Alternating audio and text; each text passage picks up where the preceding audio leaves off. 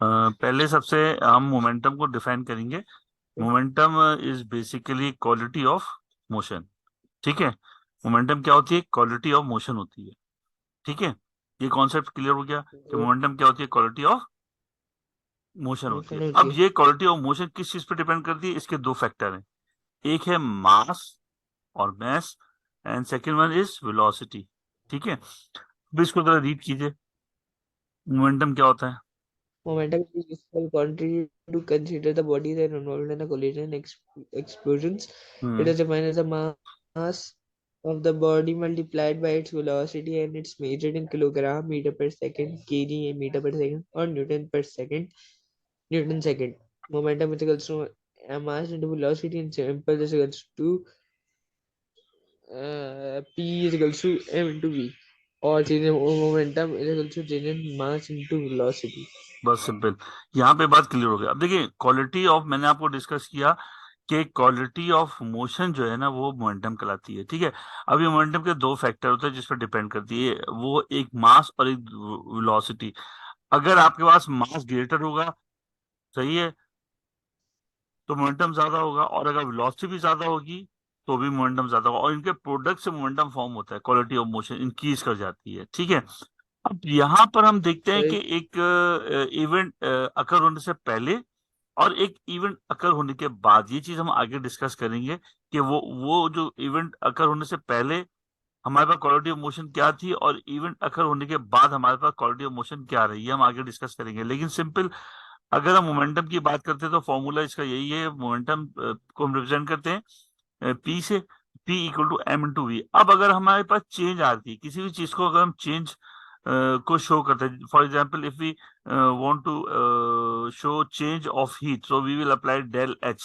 Del H change of heat. अगर हम कहते हैं del T small T for time, तो चेंज इन टाइम। अगर हम कहते हैं डेल कैपिटल टी, तो कैपिटल टी फॉर टेम्परेचर, तो ये आ जाएगा आपके पास चेंज इन टेम्परेचर। तो जहां भी चेंज आती है, अगर आप कहते हैं वेलोसिटी की change, del V. Del V का मतलब है वेलोसिटी की चेंज। तो जहां भी चेंज आती है तो उसके लिए हम एक ग्रीक वर्ड डेल यूज करते हैं। ठीक है।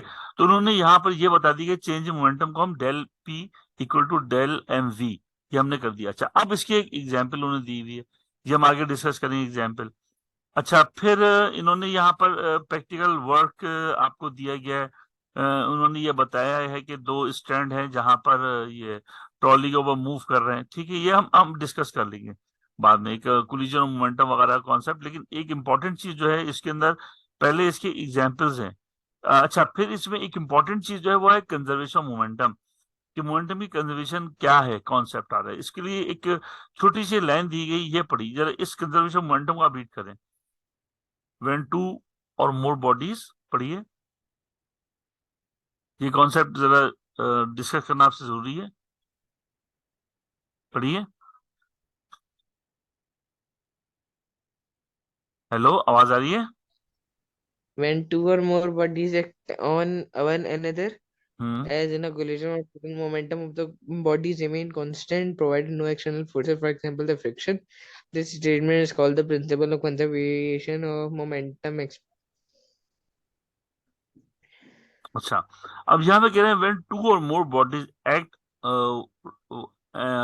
On one another, as its collision the total moment of the bodies remains constant, provided no external force, for example friction. This statement is called principle of moment, conservation of momentum। conservation of momentum इसी से आगे बात जाती है कि अगर कोई दो ऑब्जेक्ट हैं वो आपस में कोलाइड नहीं हो रहे हैं, तो उनका अपना अपना अलग अलग जो है ना उनका मोमेंटम होगा। अगर वो कोलाइड होंगे तो उनका आपस में मोमेंटम क्या होगा? इंटरचेंज करेगा, और उसके बाद नेट एक मोमेंटम सेट होगा। ठीक है। फॉर एग्जाम्पल, जी जी ये आप देखिए, जिन्होंने एक एग्जाम्पल दी हुई है। अब इसके अंदर देखिए कि एक ये ऑब्जेक्ट है जो मूव कर रहा है। ठीक है। यहाँ जी। पे देखिए, ये एक ऑब्जेक्ट है जिसकी आपके पास 3 मीटर पर सर, सेकेंड। हाँ बोले। बोले बोले। मैं कह रहा था कि जैसे ये ऑब्जेक्ट है, इसका इसकी वेलोसिटी वेलोसिटी 3 मीटर पर सेकेंड है। ठीक है। ये ऑब्जेक्ट मूव कर रहा है और इसका मास है 60 किलोग्राम। तो अगर हम सपोज हम ये कर लें कि इस ऑब्जेक्ट के मास 60 किलोग्राम को हम ले लें m1, ठीक है, जी और इसकी जी वेलोसिटी को ले लें हम v1, सॉरी u1। अगर हम फर्स्ट इनिशियली जी हम लेते हैं m1 और u1, m1 60 किलोग्राम और u1 लेते हैं 3 मीटर पर सेकेंड, ठीक है। अब हमने इनका प्रोडक्ट ले लिया, तो ये इस बॉडी ए का जो है मोमेंटम वो क्या है, हमारे पास m1 u1 आ गया। अच्छा, अब यहाँ पे वी सेकंड, मतलब हाँ m1 u1 हो गया प्रोडक्ट, इसका प्रोडक्ट जो मोमेंटम का ना वो बना m1 u1। अब सेकंड ऑब्जेक्ट एट रेस्ट है, तो इसकी वेलोसिटी क्या है, 0, लेकिन मास जी प्रेजेंट है। तो इसका जो नेक्स्ट आपके पास इसका मोमेंटम बना वो 0 बना। वेलोसिटी निकालनी है, हाँ, तो हम इसका उससे हम प्रोडक्ट, हाँ वेलोसिटी। हाँ, तो अगर अब ये आपस में टकराएंगे तो ये अपनी एनर्जी इसको शिफ्ट कर देगा, ये अपनी वेलोसिटी इसको शिफ्ट कर देगा। अब जो हायर ऑब्जेक्ट है उसकी वेलोसिटी डिक्रीज करेगी, और जो रेस्ट था ये उस क्योंकि मास ज्यादा था तो उसके ऊपर अफेक्ट स्पीड रहेगी, करने की एबिलिटी बढ़ जाएगी और वो भी मूव करना शुरू हो जाएगा। स्पीड रहेगी तो सर। हम उसकी जी सर, सर वेलोसिटी मैं फाइंड, हाँ बोले। एक मिनट, ठीक है। एक मिनट में आ रहा हूँ सर, वो अच्छा, वोल्ट का नो इशू। एक।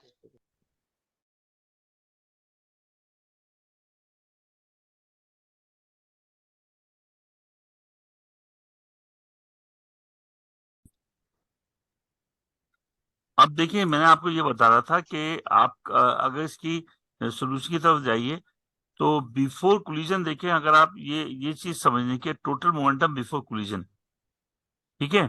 जी तो ऑब्जेक्ट वन जो था, अगर उसका प्रोडक्ट देखते हैं 60 × 3, ठीक है, क्यों 60 किलोग्राम जी मैस हो गया, मैस वन, और वेलोसिटी वन क्या हो गई, 3 हो गया, 60 × 3 180।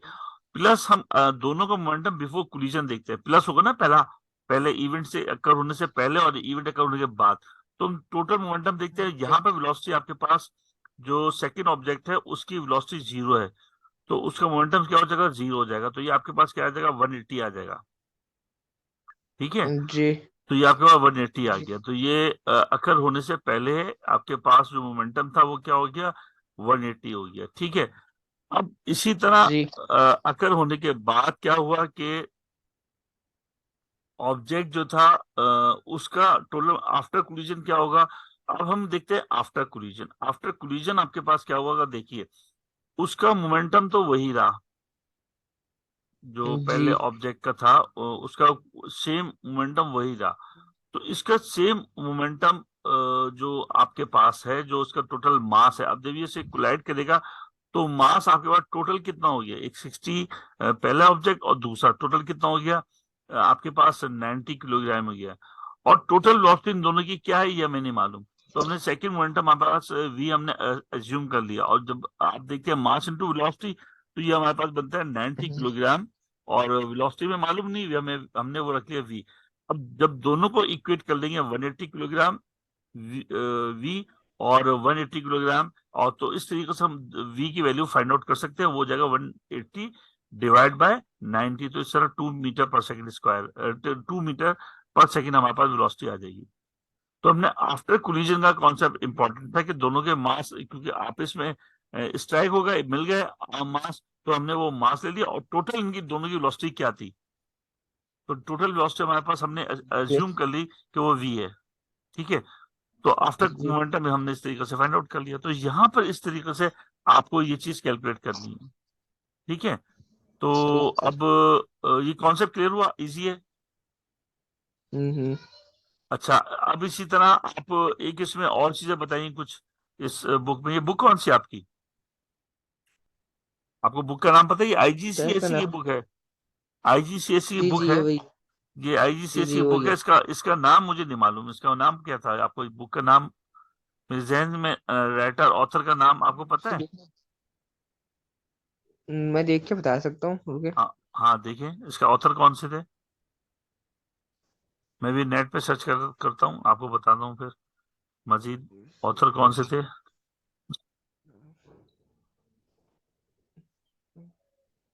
अगर शायद मेरे स्कूल में लाइब्रेरी में रखी हो।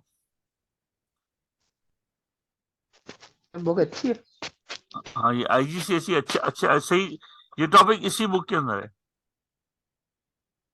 IGCSE की बुक है। जी जी।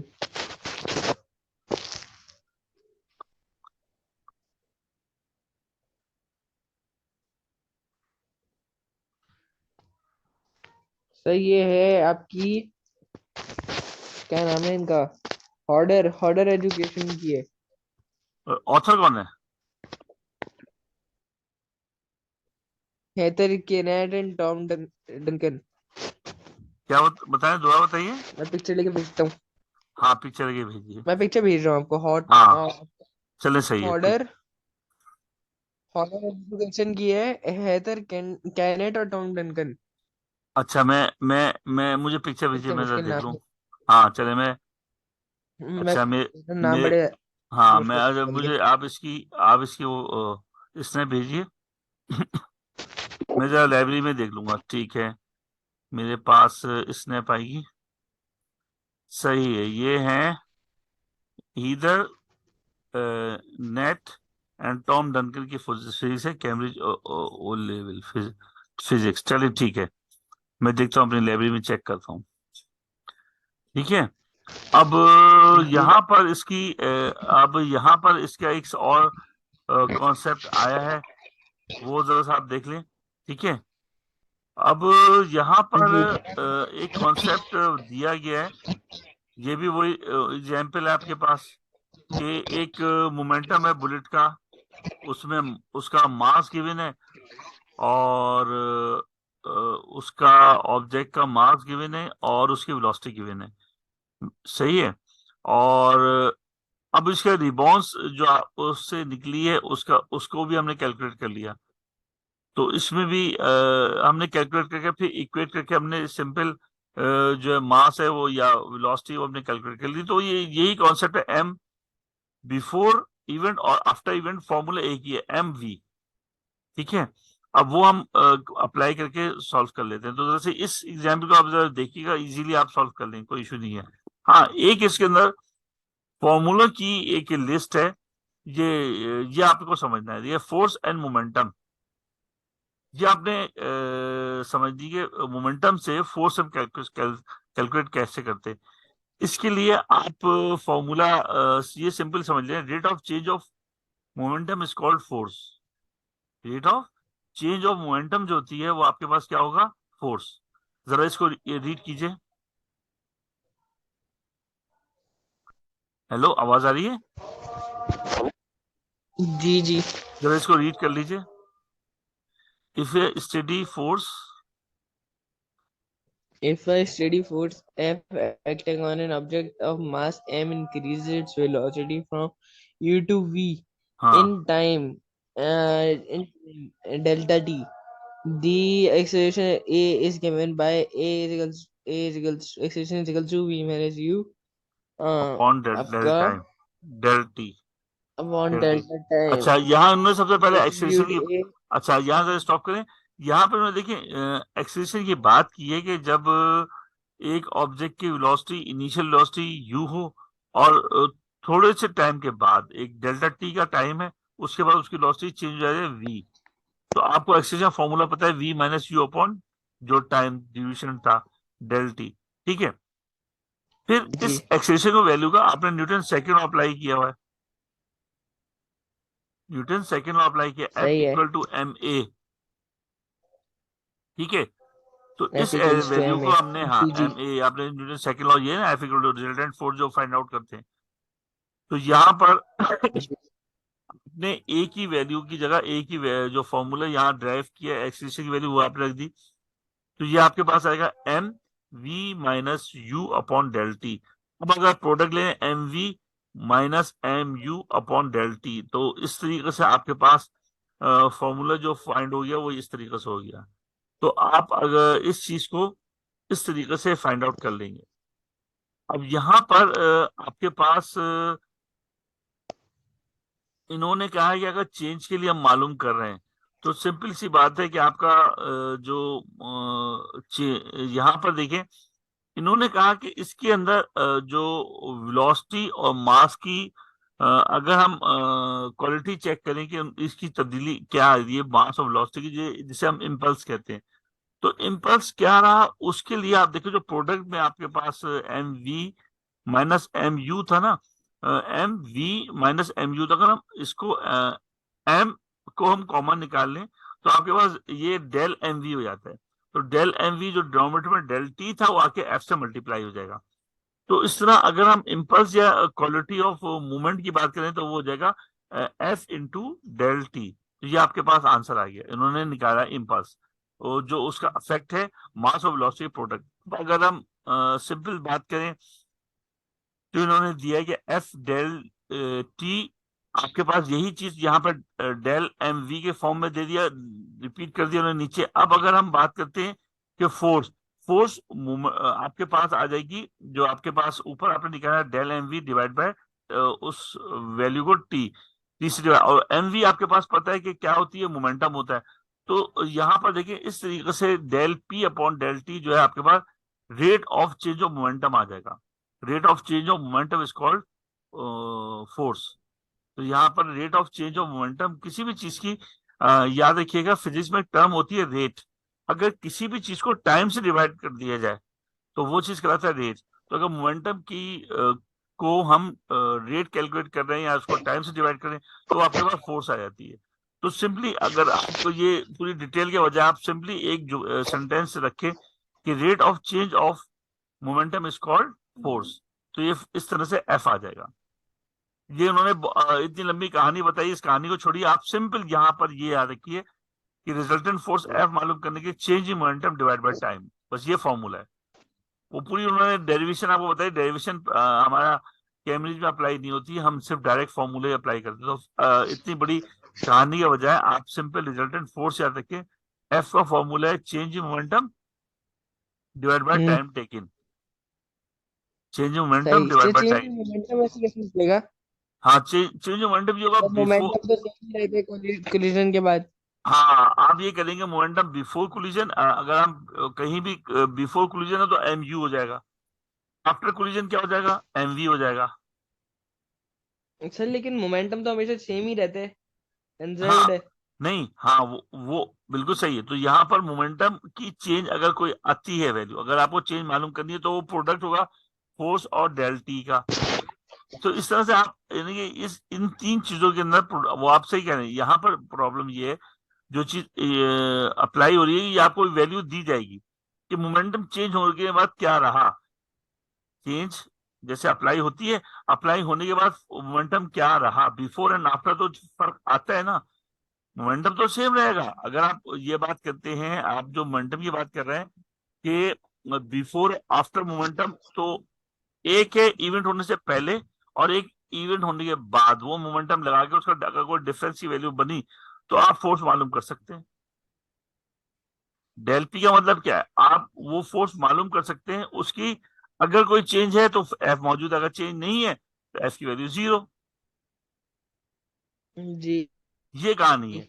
ये देखिए यहाँ पे ये लिखा है and define resultant force F as the change in momentum per unit time, ये फॉर्मूला बताया। अगर आप रिजल्टेंट फोर्स कब जनरेट होती है, मुझे वो ये बताइए, रिजल्टेंट फोर्स कब जनरेट होती है, सर जब मोमेंटम में चेंज आए।